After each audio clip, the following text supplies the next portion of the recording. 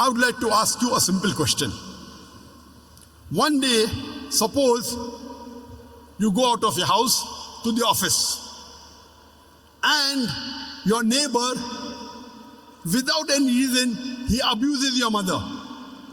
He uses foul language against your mother.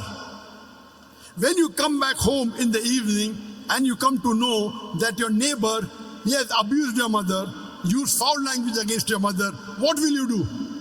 When you get back home and you come to know that your neighbor, without any reason, without any cause, he is using foul language against your mother, he's abusing your mother, calling her with bad names. When you get back home, what will you do? Hit him. What will you do?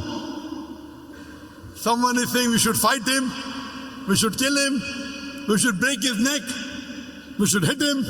Allah subhanahu wa ta'ala is telling us in the Quran, in Surah Maryam, chapter number 19, verse number 88 to 92.